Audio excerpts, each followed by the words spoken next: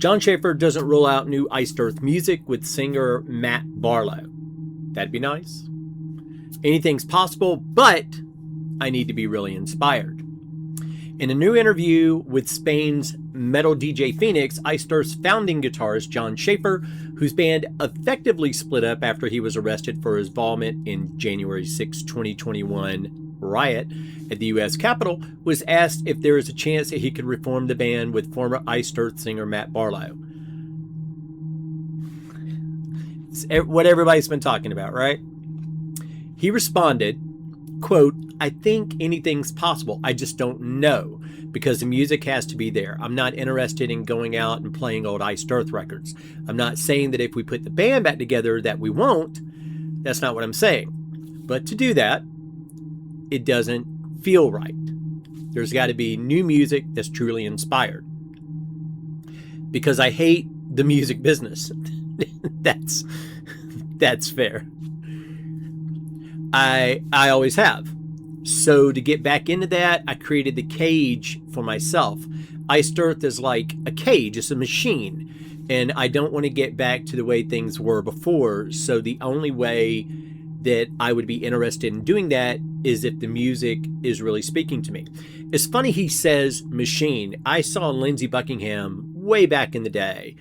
And he says that Fleetwood Mac is the big machine and his solo career is the little machine, and that the big machine finances the little machine.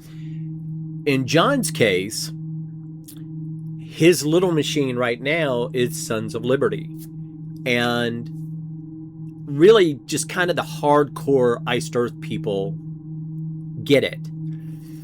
I think that if he came out with a non-political, truly uplifting, powerful Iced Earth album, especially with Matt on vocals, I mean, he could reclaim. But we also have to think about his age. I mean, it's one thing if you're like Motley Crue or Iron Maiden or Judas Priest, where even with a couple of hiccups, you've steadily been building towards where you're at currently. But Iced Earth had such a huge gap and such a volatile gap that it might not actually be worth it. Me personally, my own little thing, if Jon and Matt did stuff and they didn't even tour for it, they just put out albums, I'd be all about it. But that's just me. Jon continued, "It would be pretty easy to put the band back together and to go out and make money and start doing the whole thing over again." And that's true. I'm sure Century Media would drop to their knees and just gobble it up. If I were he, I would avoid Century Media. I mean, he had that thing with SPV. I wonder if he's in a position to create his own label. Because you really, outside of distribution, you don't really need a label. And he could set up distribution with anyone. That's like probably 30 minutes of phone calls and it's on. But I'm not in that space right now. I don't want to do that. So it may come, and it probably will at some point, but it's got to be determined on the music. And that's it. Because just putting the band back together to go out and play this record and that record, I can't think of anything less interesting to me to do. And I get that too. You're not promoting new material. Even though he does have the Sons of Liberty, he wants to keep it. Apparently he wants to keep that as Sons of Liberty. He doesn't want to put it up under the Iced Earth banner, or he would have done that. But it would be interesting if he toured as Iced Earth to whomever he has as a singer, whether it be Matt Barlow, if the gods smiled, Tim Owens, or whomever, if they did some Sons of Liberty switching off vocals or just letting the current Iced Earth singer handle it, that would be interesting because there's some great songs on there. And if you're into live performances, it'd be great to see them live. It would feel a little bit cheap to do that, talking about just going out and playing albums without supporting anything. So there's got to be truly inspired music. If that comes, then everything's on the table. After metal DJ Phoenix noted that Iced Earth fans shouldn't expect to see Schaffer going out and performing the entire Dark Saga album to celebrate the LP's 30th anniversary, John said, "No, not right now. I have no interest in that right now. There's been plenty of offers, believe me, but that's just not something I'm interested in doing unless there's new music." And to me, I'm really hoping that Matt recorded the Ashes of Aries, whether visually or audio. I would love to hear that 30th anniversary live concert where Ashes of Aries did the Dark Saga in its entirety. I would love to hear it. I did my time in the music business.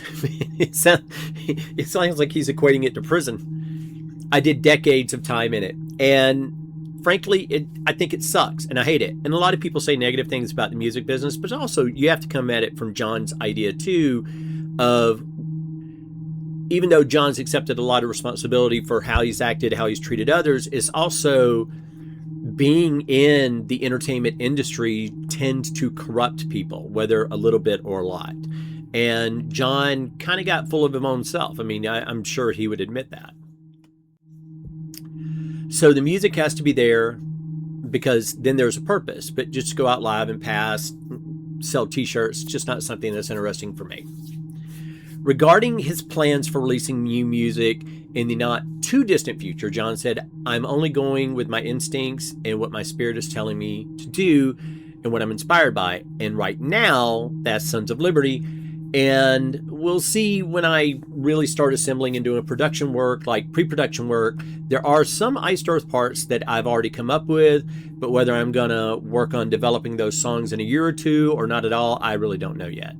I'm focused on the Sun stuff right now." Before Clockwork Angels came out by Rush had gotten into releasing a song here and a song there, and eventually it all wound up on Clockwork Angels. Watchtower did the same thing, where they put out a song here and a song there, and eventually compiled those along with some new stuff and put out an album. So that would be nice if John just did that. Like if he put out, he probably wouldn't want to put out just demo stuff, but he could sell those digitally. I'm sure we would all eat it up. And even if a full album came out, Iced Earth fans, as hardcore as we are, we would buy that album even though we've already bought the entire thing digitally because we like having it, you know. I'm focused on the Sun stuff right now, and I know the fans want it. They're just going to have to wait because I'm not going to be pressured by anybody, not by the fans, not by former members, not by management people or labels or whatever. It's not going to happen. This is going to be organic. It's going to be real. It's going to be inspired because that's worth it. It'll be worth the wait. I mean, I know how this works. It's hard to find a silver lining in the cloud of the J6 fiasco, but I will say that he was planning on having that little cosplayer, Stupid Blockhead, re-record the debut album. Now, John initially, when he did Days of Purgatory, I think it would have been proper, like, if you're going to move in that direction, have Matt do the album, do Storm Rider, and that way you had this consistent flow all the way up through Horror Show. But he did the Days of Purgatory thing, so whatever. Having to hear Block do the entirety of the first album now, especially after what we've heard Gene do on Jon Schaffer's Purgatory, re-recording it now just doesn't make a whole lot of sense. What I would like to hear, if it's Matt in the band or whatever, what I would like to hear is, and this is just for me as a completionist, I would love to, like if Tim joined the band, I would love to hear him do Something Wicked Part 2, or if Matt joined the band, I would love for him to do Wicked Part 1 and be able to listen to it. I like consistency. I like consistency. It's a little thing of mine, a little OCD. That's just me. John, who recently issued Sons of Liberty Thought Crimes Volumes 1 and 2, combining the Brushfires of the Mind LP with the Spirit of the Times EP with newly recorded drums by Mark Prater and a new mix by Jim Morris. And honestly, just all new. I mean, it's, if you own the original album and you haven't heard this Sons of Liberty, you have not heard those songs properly. Every song has benefited not only from what was aforementioned, but Jon's vocals. Everything sounds so much better, so much richer, more bombastic, more ferocious, has a lot more veracity to it. So if you haven't heard it yet, please, if you even have an inkling of an idea of listen, and you've heard the stuff that came out back in the day, you should really hear Thought Crimes Volumes 1 and 2, because you have not heard those songs properly until you hear that album. He went on to say that he is not motivated by the financial offers that have been thrown at him in the 8 years since Iced Earth last performed live. Quote, "This is not about money for me. It never has been," he said. "I mean, of course I need money. You need money. Everybody does, because we have to live and we have to pay bills. But I'm not gonna at the expense of sacrificing my personal integrity," which he consistently has proven that he has. "There is no money that can do that. So it's got to be inspired. If I wouldn't have gotten Mark to play drums and do the remix on the Sons of Liberty album, I might not be doing any music stuff right now. So that started it. Now I'm going through the process because it's what I needed to do." And that was a real big thing in him. He said that when it came to the original Sons of Liberty release, it's the first time that when it came to marketing the album cover and stuff like that, he really didn't know where he wanted to go. He knew he wanted to get those songs out, but he said he was at a loss of how he wanted to present them. And now with Sons of Liberty, the new mix and the re-recordings and everything, this is how he wants to present it. You can really, and if you get the vinyl that has the side 4, which is the demo versions, they are not the earlier versions. They are the demo versions that were done when he finally decided to do Sons of Liberty again. These are current demos, not demos from, over 10 years ago. Circling back to the possibility of working with Barlow again, Jon said, "I feel certain that Matt and I are going to do something together eventually, whether it's Iced Earth or whether we do another Schaffer Barlow project," which was nice. I mean, it was holiday themed for Christmas, but it was cool. "Or whether we do both, or whether we do something completely different. I mean, he's my bro, man. He has been forever, and we have a great thing together." And Matthew, for his part, has never said anything negative about Jon, the way Stu Block has, even to a certain extent the way Tim Owens has. But he didn't say anything negative. He just thought Jon, quote unquote, went off the rails, which I disagree with. But yeah, Matt is fundamental to Iced Earth, so it would be awesome. And Matt still sounds great. If you've been listening to the Ashes of Aries albums, he still sounds fantastic. But he also understands that I really need to be inspired. I got to have my heart in it. If it's going to be great, my heart's got to be in it. It's got to really be in it. And like he says, he's writing. And the more that he writes, the more he may be inspired. That's how creativity typically works. And I know that I'm not there right now, so why would I do it? It would only be to chase dollars at this point. The heart and soul have to be there if you want to have the best music, and the music is going to outlive me. Very wise. So it's important to me. I just got to trust my instincts on this. And yeah, he should trust his instincts on that. He is a much different person than he was before everything that happened 4 years ago, or 4+ years ago. He is a different person now. You can tell that he's more humbled, he's more thoughtful, he's wiser, which is hopefully something that happens as you get older. Schaffer, who has been vocal about the role his relationship with Jesus Christ played in helping him get through the aftermath of his involvement in the situation on January 6th, was also asked if his newfound faith will influence his music going forward. He responded, quote, "I don't know the answer to that. This is all just starting. This is the thing with creative, with art, with following your heart and your soul, and it's just going to happen. And if it could be the kind of thing that, I don't know, some specific historical things that I will be writing about, but I don't know. There are no limitations. And as a person who has recently rejected non-belief and who's kind of walking that same path, I've been going through this for the last couple of months. I totally get that. Sometimes it hits you like a ton of bricks, and sometimes you slowly wake up to it. And John's still establishing who he is in this new chapter in his life. Quote, being a Christian is actually pretty heavy. You're talking about having a level of understanding about the spiritual war. There isn't really much heavier than that. So I think the influence in that, it could be pretty strong, but it won't lack any heaviness. Let's put it that way. One of the best albums you could actually hear about spiritual warfare is by a band called Sacred Warrior. They did an entire album about it, Waiting in Darkness. Deliverance, another Christian band, did a great album about talking about spiritual warfare as well, called Weapons of Our Warfare. So everything that goes on in the Corinthians books.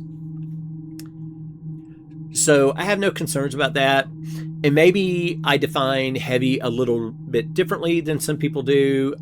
I think heavy is, how does it move you emotionally? It's not just detuned guitars and guttural vocals. To me, that definitely doesn't define heavy. It defines, how does the music move me as an individual? Does it bring you to tears? Does it make you want to shake your fist and and like I said before, inspire, rise up? But whatever the reaction is, if it moves you in a really powerful way, that's heavy to me. I mean, I know acoustic songs that are very heavy and very moving and very powerful, without a shadow of a doubt. Alice in Chains doing the acoustic version of Rooster, pretty intense. I don't know. I'm too early in this. And I think whatever it is that comes is going to have to be great, or I'm just not going to do it. There's other things that I can do. So that's the stage that I'm at right now, is starting. And I'll be doing this for many months now. I've been doing it for many months and preparing everything and making sure that it's feeling good to me. Because at the end of the day, I have to satisfy myself as an artist. My preference is that people would enjoy it. If they don't, that's okay too. I have no control over that. The only thing I have control over is making the decisions that are going to make me sit at ease with my legacy and my work. And he does have a legacy. And at this point in my life, it's really important that anything that I do or involved with going forward is something that I can really be comfortable with, take pride in. He'd be able to stand behind it. I mean, I am really pretty comfortable with almost all of my catalog. Almost. When you have a career that long, and this is the machine that I'm talking about, sometimes through the years, there's been albums that I don't think are as great. Some people feel differently. Some people love them. And some of that, I believe that you can work incredibly well under pressure if you're inspired. If you're not feeling super inspired because maybe you're burned out, or you've already got a tour booked on one side of the thing and you've got a deadline, or you've got to get the record done. I mean, there's been times. Or you've got really heavy personal situations going on in your life, but you've got to push through because of the deadline. I'm not willing to compromise on that anymore. It's just not an option. I don't have anybody breathing down my neck about it, and they're not going to, because I'm not going to tolerate it. I will tell you this. As much as I dislike the person Stu Block, the first two Stu Block albums, I think, are what if albums. They could have been something great. I don't think they really hit their stride with Stu Block until Incorruptible. That's the only solid Iced Earth Stu Block era album I think is worth anything. Dystopia, again, moments. Plagues of Babylon, moments. Neither one of those are solid albums. Incorruptible is a solid album. When I first heard it, even though I wasn't the biggest fan of Stu Block, even as a singer, because I just thought it was Matthew Barlow light, that to me was the first time that I heard that era of Iced Earth and went, this could be something. Sadly, it was the last something. I don't have anybody breathing down my neck about it, and they're not going to, because I'm not going to tolerate it. It has to be inspired, as he said before. It has to be inspiring, and I'm not getting the goosebumps, and I'm not really believing it, then I'm not going to do it. I'd rather leave it where it is, because if 2017's Incorruptible, which I was just talking about, is the last Iced Earth album ever, it's a great album. Totally agree. That one, I really enjoy that record. I think there's maybe a couple of spots that are a little bit filler. The Veil. But most of it's really strong, and I would be okay with that. So it's, like he says, got to be inspired. It's got to be fire. You know, en fuego, really hot. The allegations also apparently affected Schaffer's relationship with his longtime record label Century Media, Cock Gobblers, which had released albums from both Iced Earth and Demons and Wizards. And here's the thing. John was completely fucked over by Century Media well before January 6th. There's a reason why he left to SPV and for whatever reason went back to Century Media. As of mid-January 2021, the Century Media artist roster page did not list either band.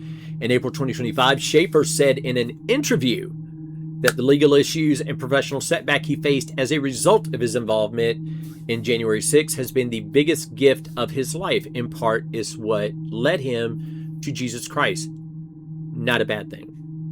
Not a bad thing. But I just wanted to give my take on it. I just saw the headline and I wanted to talk to you guys about it. Anyway, that's the story.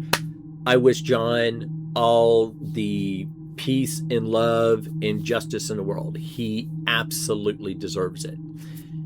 Thanks for joining me in this video. See you in the next one. Later.